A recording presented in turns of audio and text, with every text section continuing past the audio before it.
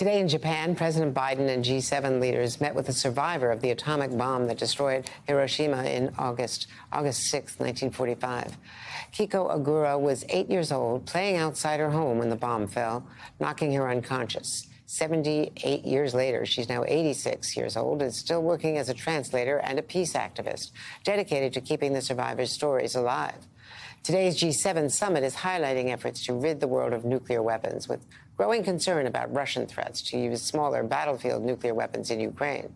Joining me now is Newsweek's former Washington bureau chief, historian Evan Thomas, the author of so many books, but the new book is Road to Surrender: 3 Men and the Countdown to the End of World War II. Evan, I learned so much from your book already. It's just fascinating about the stress on the deciders, on Henry Stimson. Henry Stimson's in his diary, he would refer to the atom bomb as the awful, the terrible. They knew how terrible this thing was, but they felt they had to use it because there was no choice. The Japanese were just determined to fight to the bitter, bloody end, and an invasion of Japan would have cost hundreds of thousands of American lives and millions of Japanese lives. And this has been controversial, of course, for decades. But you've done the research on the Japanese side also, with the profile of Togo. And so you're basically profiling 3 key men. Yeah, Togo is nobody's ever heard of him. He's a Japanese foreign minister who helped persuade the emperor to throw in the towel. That was hard to do because the word surrender was forbidden in the Japanese government. They were determined to fight until there was no Japan left. Why? Part of it is a strange death wish, but also they wanted to get good terms. They didn't want to have an occupation, and they thought if they could make the United States bleed, if they could make us really suffer, we'd give up. Togo, who's this sort of dour old gentleman, knew that this war was just going to go on forever and Japan would perish. So he and a little group around him helped persuade the emperor, you got to surrender.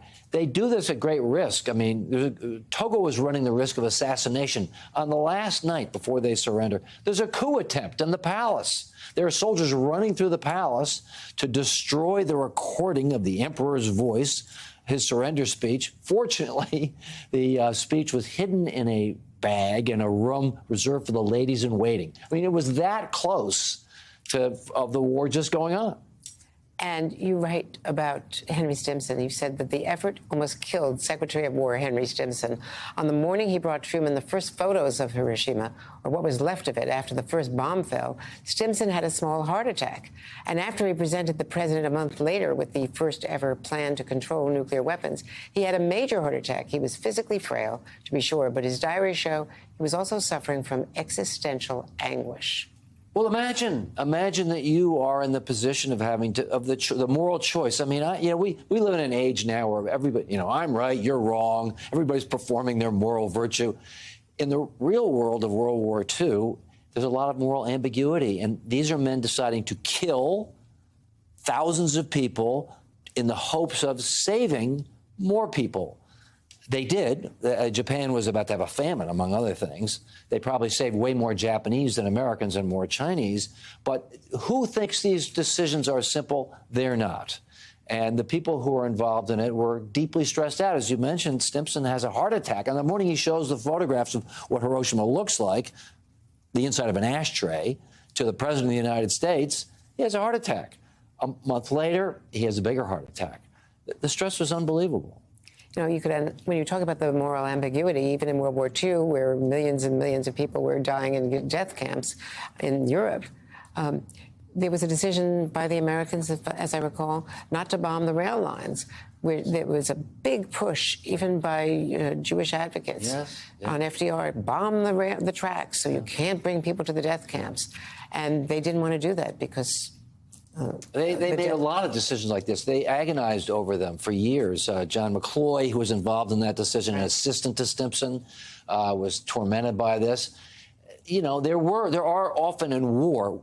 One reason why you don't want to get into war is because it forces you to make decisions you don't want to make. It's easy to get into wars. It's very hard to end wars.